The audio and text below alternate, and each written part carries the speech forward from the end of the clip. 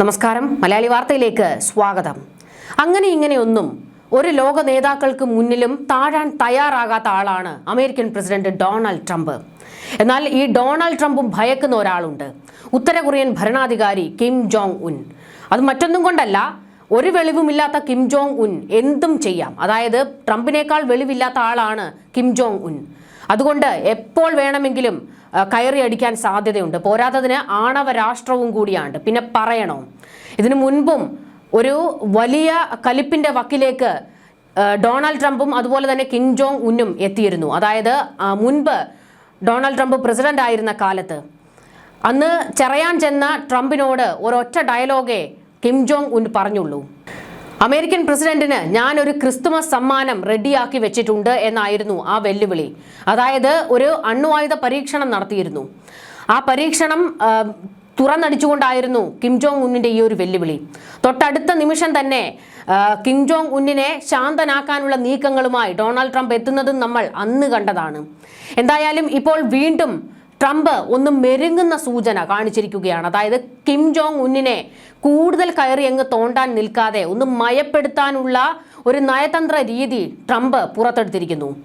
US-ഉം ദക്ഷിണ കൊറിയയും സംയുക്തമായി വമ്പൻ സൈനിക അഭ്യാസത്തിന് ഒരുങ്ങുന്നതിനിടെ ഉത്തര കൊറിയൻ ഭരണാധികാരി കിം ജോങ് ഉന്നിനൊപ്പമുള്ള പഴയ ചിത്രം പങ്കുവെച്ചുകൊണ്ട് ഡൊണാൾഡ് ട്രംപ് രംഗത്ത് വന്നിരിക്കുന്നത്. ചിത്രത്തിൽ ഇരുവരും തമ്മിലുള്ള സൗഹൃദ ഭാവങ്ങളെ തമാശ രൂപേണ പരാമർശിച്ചുകൊണ്ടായിരുന്നു ട്രംപിന്റെ സോഷ്യൽ മീഡിയ പോസ്റ്റ്.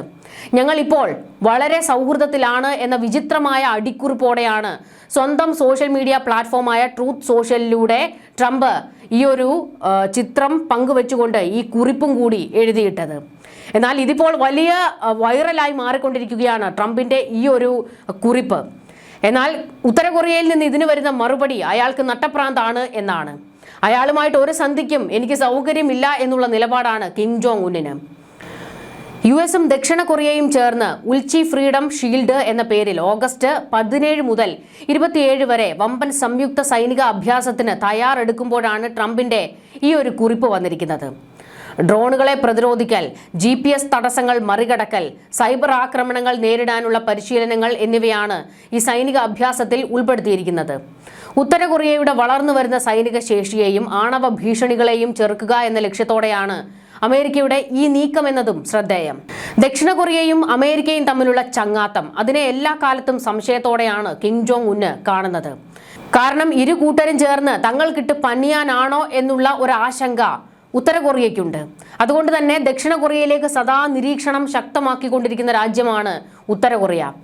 തൊട്ടയൽവക്കത്തുള്ള രാജ്യങ്ങളാണെങ്കിലും ഇരു രാജ്യങ്ങളും തമ്മിൽ കടുത്ത പോരിലും വലിയ യുദ്ധത്തിന്റെ വക്കിലുമാണ് നിൽക്കുന്നത്. അതിന്റെ കൂട്ടത്തിൽ ട്രംപ് വന്ന് ദക്ഷിണ കൊറിയയ്ക്ക് വലിയ പിന്തുണ കൊടുക്കുമ്പോൾ അതിനെ എതിർത്തുകൊണ്ടാണ് എല്ലായ്പ്പോഴും ഉത്തര കൊറിയ രംഗത്തേക്ക് വരാറുള്ളത്. ഇപ്പോഴും ഇരു രാജ്യങ്ങളും തമ്മിൽ, അതായത് ദക്ഷിണ കൊറിയയും ഉത്തര കൊറിയയും തമ്മിൽ കടിച്ചു കീറാൻ നിൽക്കുകയാണ്. US ദക്ഷിണ കൊറിയൻ സഖ്യത്തിന്റെ സംയുക്ത സൈനിക അഭ്യാസത്തിനെതിരെ രൂക്ഷമായ ഭാഷയിലാണ് ഉത്തര കൊറിയ പ്രതികരിച്ചിരിക്കുന്നത്. സൈനിക അഭ്യാസങ്ങൾ കൊറിയൻ ഉപദ്വീപിലെ സംഘർഷാവസ്ഥ വൻതോതിൽ രൂക്ഷമാക്കുമെന്നും ഇത് നേരിട്ടുള്ള പ്രകോപനമാണെന്നും പോങ്യാങ് സൈനികാഭ്യാസങ്ങൾ കൊറിയൻ ഉപദ്വീപിലെ സംഘർഷാവസ്ഥ വൻതോതിൽ രൂക്ഷമാക്കുമെന്നും ഇത് നേരിട്ടുള്ള പ്രകോപനമാണെന്നും പ്യോങ്യാങ് ആരോപിച്ചു. US, ജപ്പാൻ, ദക്ഷിണ കൊറിയ എന്നിവയുടെ സൈനിക സഹകരണം ഒരു ആണവ സഖ്യമായി മാറിക്കൊണ്ടിരിക്കുകയാണെന്ന് കൊറിയൻ സെൻട്രൽ ന്യൂസ് ഏജൻസിയെ ഉദ്ധരിച്ച് അൽ ജസീറ റിപ്പോർട്ട് ചെയ്തു. പുതിയ ഭീഷണികളെ പുതിയ തലത്തിലുള്ള പ്രതിരോധം കൊണ്ട് നേരിടുമെന്ന് ഉത്തര കൊറിയൻ വിദേശകാര്യ മന്ത്രാലയ വക്താവ് വ്യക്തമാക്കി. കഴിഞ്ഞ 5 വർഷത്തിനിടെ നടന്നതിൽ നിന്നും തികച്ചും വ്യത്യസ്തമാണ് ഈ സൈനിക അഭ്യാസമെന്നും ആധുനിക യുദ്ധമുറകളുടെ പുതിയ വശങ്ങൾ അടിസ്ഥാനമാക്കിയാണ് അമേരിക്ക ഇത് രൂപകൽപ്പന ചെയ്തിട്ടുള്ളതെന്നും ഉത്തര കൊറിയ കുറ്റപ്പെടുത്തി. ഇതിനിടെ ഓഗസ്റ്റ് 12-ന് ഉത്തര കൊറിയ പുതിയൊരു ബാലിസ്റ്റിക് മിസൈൽ പരീക്ഷിക്കുകയും ചെയ്തിരുന്നു. ഒരാഴ്ചക്കിടെ നടക്കുന്ന രണ്ടാമത്തെ മിസൈൽ പരീക്ഷണമായിരുന്നു ഇത്. പ്യോങ്യാങ് കിഴക്കൻ കടലിലേക്ക് മിസൈൽ തൊടുത്തുവിട്ടതായി ദക്ഷിണ കൊറിയൻ സൈന്യവും സ്ഥിരീകരിച്ചിട്ടുണ്ട്.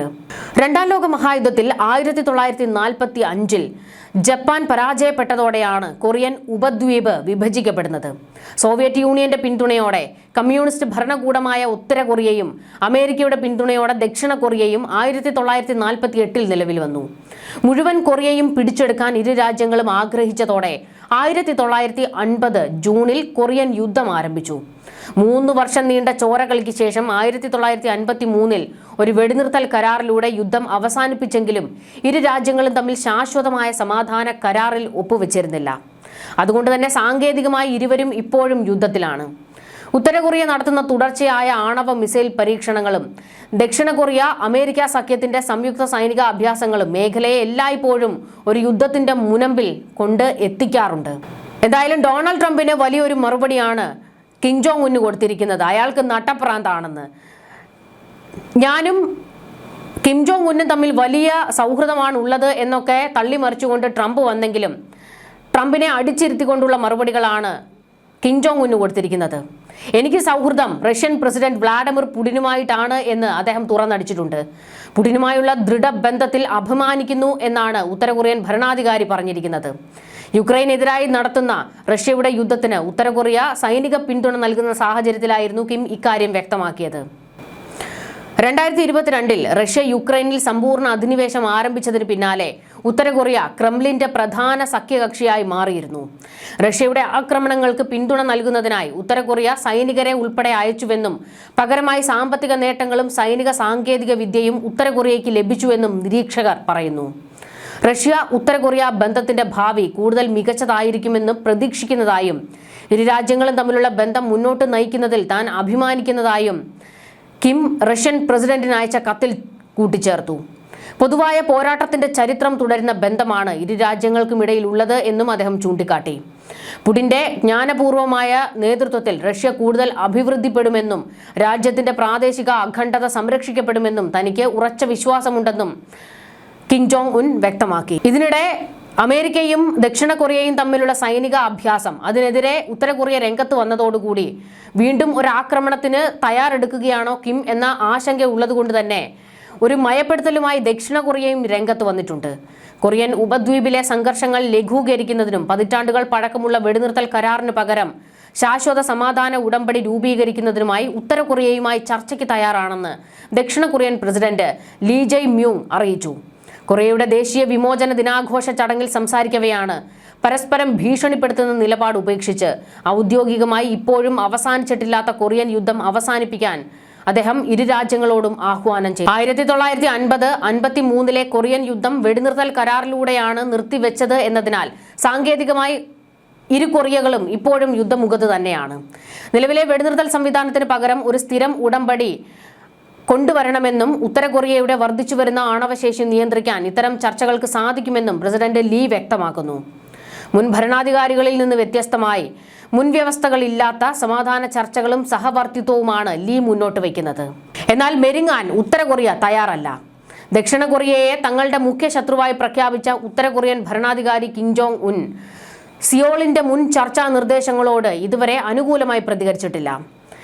യുക്രൈൻ യുദ്ധത്തിൽ മോസ്കോയ്ക്ക് ആയുധങ്ങളും സൈന്യത്തെയും നൽകുന്നതിന് പകരമായി റഷ്യയിൽ നിന്ന് ഉത്തര കൊറിയ സാമ്പത്തിക സൈനിക സാങ്കേതിക സഹായങ്ങൾ നേടുന്നത് മേഖലയിൽ വലിയ സുരക്ഷാ ആശങ്ക സൃഷ്ടിക്കുന്നുണ്ട്.